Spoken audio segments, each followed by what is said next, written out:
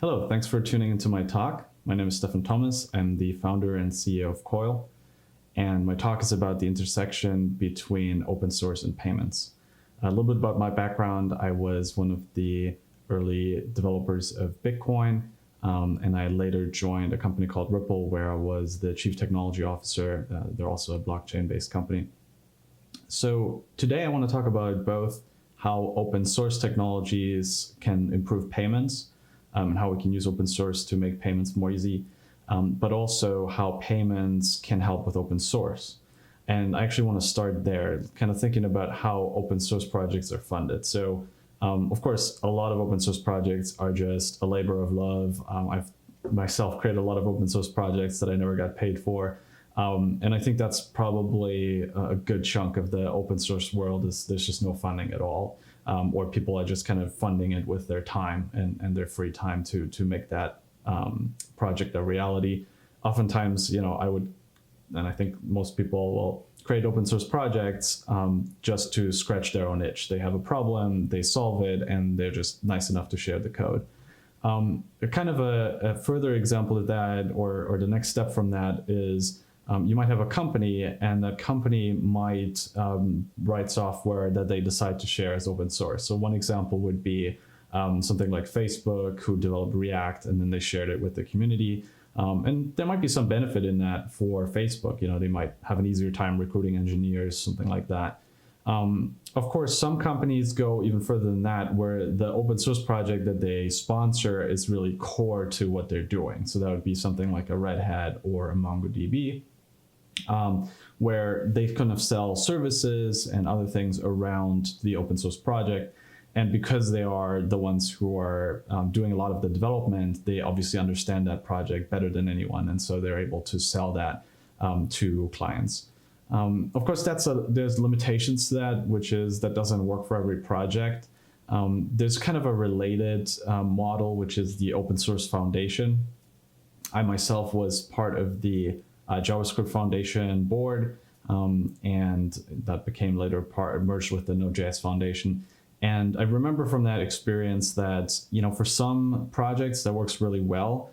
A lot of the kinds of projects that you see that are well supported by open source foundations are kind of the bigger projects. Often they have sort of enterprise use cases. Examples would be the Linux Foundation, the Apache Software Foundation, the Eclipse Foundation. So these are all big projects with lots and lots of moving pieces that are used by big companies. And so those companies want to make sure that the project is well supported because they're going to rely on that technology. And that's often a theme. It's like when you have companies that are using open source projects, then they suddenly they care about making sure that those projects are well maintained. In the case of the JavaScript Foundation that I was part of, a lot of the projects were kind of smaller, and it was much harder to kind of figure out how to allocate that support. So companies would come to us and they'd support the JavaScript Foundation, basically saying like, hey, we build a lot on JavaScript, and a lot of the projects that are part of the JavaScript Foundation are projects that we rely on. But that still doesn't tell us necessarily how to divvy up the funds, how much to support different projects. And of course, we only had limited bandwidth, so there's only so many projects that we can take on board. And so a lot of projects started to go out and they started to try to solve the problem themselves. So, some projects would go to things like Open Collective, which is a platform kind of like Patreon or something like that, where you can support projects directly and projects can collect money from their users. And again, that's kind of very nice because, anyone can do that. Any project can sign up to that. But the problem with that is, a lot of times you have a project that we are working on, and it has a lot of dependencies. Like I have a JavaScript front-end project that has more than 1,000 dependencies. So am I going to go and look up all 1,000 dependencies and try to figure out which, projects have an open collective and how to contribute to that? And if people use like 20 different services to collect those funds, am I going to sign up with all of those services? So it gets hard to manage very quickly given the number of open source projects that there are, the number of packages that we use as developers all the time. And so how do you kind of manage that? There's one company that has a really interesting approach. It's called Flossbank. And what they do basically is they take your project and they scan its dependencies, and they distribute the funds for you. And this is really, again, meant for companies that want to make sure that the projects that they build on are funded. And so rather than going through manually and trying to figure out which projects to support, Flossbank kind of optimizes that process for them, automates it.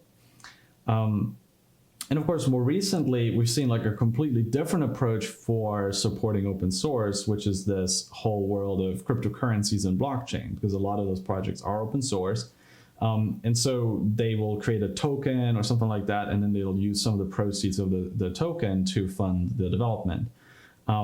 And with that, it's been a really powerful model in one sense, namely it's raised huge amounts of money. You see suddenly these open source projects that are just, barely an idea, or they're barely a white paper, and suddenly they raise like $1 billion through a token offering. And so you're kind of, what's going on with that? My personal experience with that, I was a Bitcoin developer back in 2010. And one of the things I noticed back then was there were definitely people who were getting rich off of Bitcoin, but it wasn't necessarily the developers. So a lot of times it was people who had been mining a lot of Bitcoin or just bought a bunch of Bitcoin, and they were getting a lot of money. But then you had some people who were developers who were working full-time on Bitcoin, but they didn't necessarily have a lot of money to put towards it, and they didn't have time to also be involved in mining. And so they didn't end up making as much money. And so it was pretty uneven distribution of how the funding was spread out. And sometimes, not always, but sometimes it felt like there wasn't even enough money to really fund the development. And so people had to, again, kind of use their free time to try to keep the lights on with the Bitcoin network. So I think now it's growing to a point where that's less of an issue, but of course, not every project can be as big as Bitcoin. So it's not really a model that's very scalable.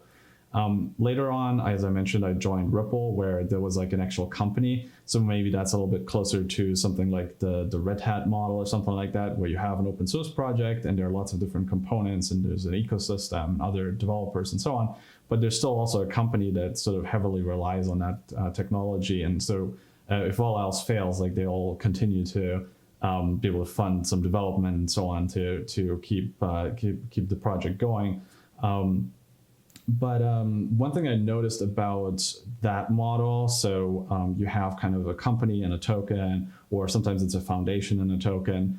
The problem is that these tokens are competing with each other. And so something that I was really not used to in the open source space was that people would start to be very adversarial. So, people would say like, hey, I'm working on this token. I mean, you might not outright say it, but they're sort of like, because you're working on the wrong token, they suddenly won't talk to you or something like that. And that was very strange to me. That was not something I was used to. I think it's maybe getting a little bit better now that there are more projects out there and people a little bit more used to, you can't just, kind of exclude everyone who's not working on the right token ecosystem. But it was definitely in the early days when in the early days of crypto, it felt very adversarial. Like if you were working on the wrong project with the wrong philosophy, people would just not talk to you, not want to talk to you. Even people that I was very close friends with when I was working on Bitcoin were suddenly not talking to me when I was working on XRP. And that's stuck with me because I'd never experienced anything like that working on, web technologies or in the JavaScript community or just generally in the open source community, because it's much more collaborative. If I develop something cool and you can use it, you might just copy it, and vice versa. If I see something in your project I think is really cool, I might take that into my project, and so it's very collaborative. And then of course, because there's so much money to be made in the crypto space, there are also a lot of bad actors, like people that just they realize like a lot of times the money is paid up front, right? Like there's a new token or something like that, and everyone wants to get in early. And so the token goes up very quickly. And then instead of actually maintaining the project and doing the hard work, people just take the money and then they stop working on the project. And that's happened quite a lot in the crypto space.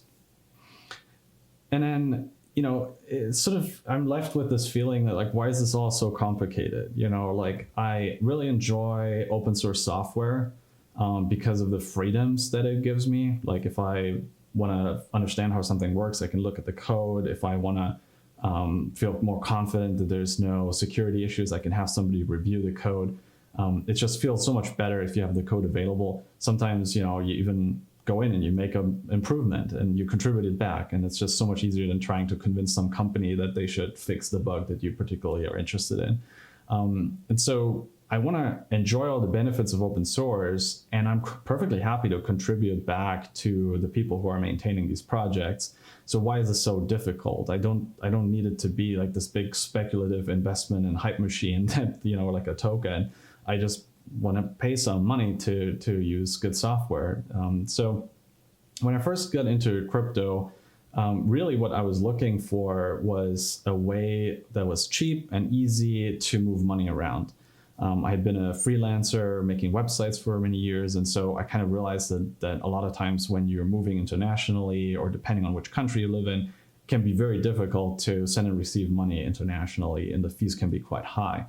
And so I thought that was always a little bit strange, because at the end of the day, money is just bits and bytes. So why is it any more expensive to move money around than it is to send a message or write an email? Nowadays that I understand a little bit more about how payments works, I do realize that there is a little bit more to it than just communication. But at the same time, like some places are a lot cheaper than others. And so there's still kind of a big disparity in terms of like how much it costs to move money in and out of certain places. And so certainly all of that is not necessarily justifiable just based on purely the technology or the constraints of the problem. And so I always wondered, like, if we used to have a pretty inefficient communication system. Like, I don't know, how many people are old enough to remember when, like, text messages were like several dollars. I actually don't know if that's still the case in some places, but certainly in where I used to live until recently in the US, like, texting is now pretty much free because of competition from things like WhatsApp. But for a long time, it was everything but free. Making a phone call from a cell phone or sending a text message was very expensive. And I think it was really the popularity of the internet that forced telecommunications companies to lower their prices because, like I said, you can suddenly send messages over the internet for almost nothing. And so it's hard to charge people huge fees for text messages. I actually remember there was a funny anecdote someone showed me, which is like per byte, it was actually more expensive to send a text message than to talk to the Voyager probe. So it's actually so expensive per byte to send a text message that it's like more expensive. It's a much harder problem of talking to this space probe that's really far away from Earth. So anyway, somehow it got a lot cheaper. And when you study the internet and the history of the internet, you start to realize why. For when I first got into crypto and blockchain, I was hoping that would be the solution. I was thinking that the problem was kind of these companies that are sitting in the middle and they charge a big fee, and that's where the cost comes from. But if anything, if you look at blockchain now, all these years later, it's not really made payments that much more efficient. If anything, like, it's gotten more fragmented. There's now all these new currencies that are all new ways of moving money, but they're all not connected to each other. And some of them are quite expensive. Some of them right now have fees that are even higher than the traditional payment methods that we were trying to improve upon. And some of that might be fixable in terms of like just the scalability of how many transactions a given protocol can process. But I also realized while I was working on Bitcoin in particular, that it was very difficult to make changes to these systems. And so if you have a system and it gets very widely adopted and more people rely on it, it gets harder to make changes to it. It becomes higher and higher stakes. And so I could sort of foresee that at some point, the development of these systems would sort of get slower and slower and slower. And what happens when development gets slower, eventually it can't keep up with technology, right? Like, people come up with better ways of doing various things, but if the system can't be updated, can't be upgraded easily, it falls behind that technology. And so that's not really what you want for a global system, right? Like, you want the system to keep up with technology and get better and better, especially if you want that end result of everything getting super cheap and to the point where it's like not even something we think about.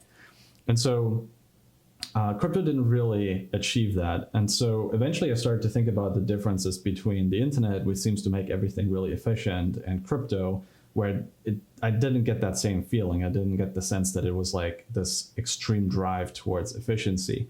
And so I tried to understand what the difference was. And I think the biggest difference between those two approaches is that with the internet, they really tried to make it as simple as possible and very unopinionated, in the sense that, the internet protocol doesn't tell you if you should use Wi-Fi or Ethernet or LTE. It just bridges the differences between all of those different underlying technologies.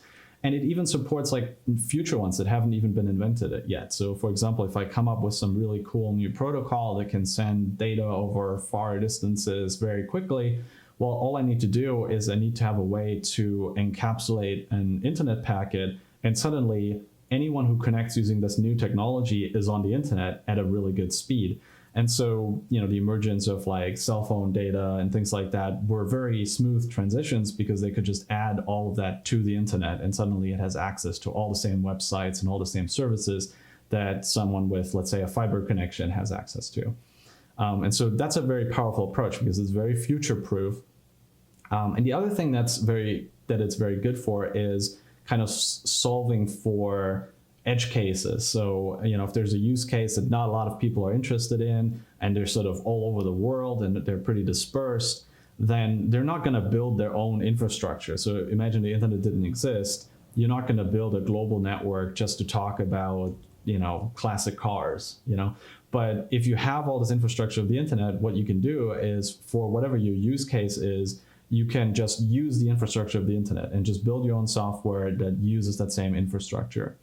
And so when you look at that approach, you can see why that makes it so efficient, because anybody who can find any way to improve it, some internet service provider that can charge a little bit less, people will switch to them. Anyone who can find a way to squeeze a little bit more bandwidth out of a connection, people will use that and adopt that technology over time. And there isn't much that you have to sort of globally upgrade. There are some things that you have to globally upgrade. So a lot of you might be familiar with the transition from IPv4 to IPv6, where that's a big project and it's still ongoing, and it's been going on for decades. And it will probably continue to go on for decades, because it is so hard to change a system that big. But again, the brilliance of the internet is that has to happen very rarely. And so the question is, can you apply that same architecture, those same principles, to payments and moving money around?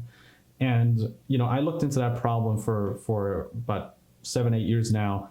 And I came to a conclusion, yes, you can. And the protocol that does that we developed is called Intelleger. And so it's a lot like the internet, except instead of sending little packets of data around, it sends packets of money around.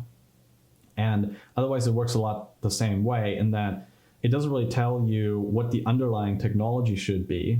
It could be running on top of mobile money, or it could run on top of a blockchain, or it could run on top of banks, or whatever you want. Like, even technologies that haven't even been invented yet for moving money, Intelleger could run on top of those. At the same time, it doesn't tell you what you should use it for, right? So any use case that involves moving money around, in principle, you should be able to build it on Intelleger.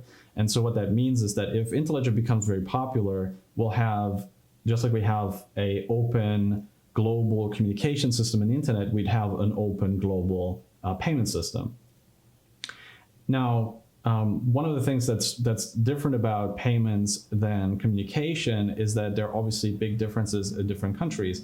And so you see, like, some countries, like for example, El Salvador is like going all in on crypto, and other countries have outright banned crypto. And so you need a system that can handle these different technologies, so that it can be a truly global system. So the interoperability standard, something like Intelleger, it has to be very flexible and very neutral in terms of what people actually use.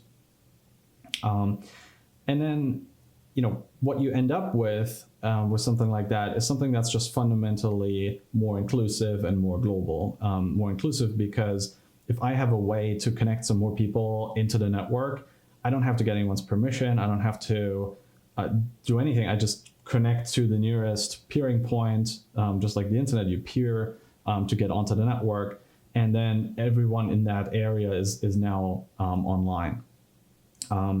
Of course, all of this sounds great in theory, but how do you actually build a system like this in the real world? And so I started a company called Coil, and we sort of are driving towards a first example use case using Intelleger, which is called web monetization.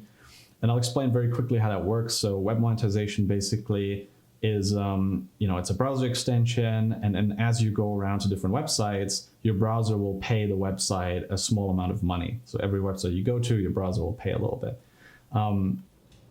We've made 61 billion payments so far. So that's quite a large number, given especially that we don't have a huge number of users yet.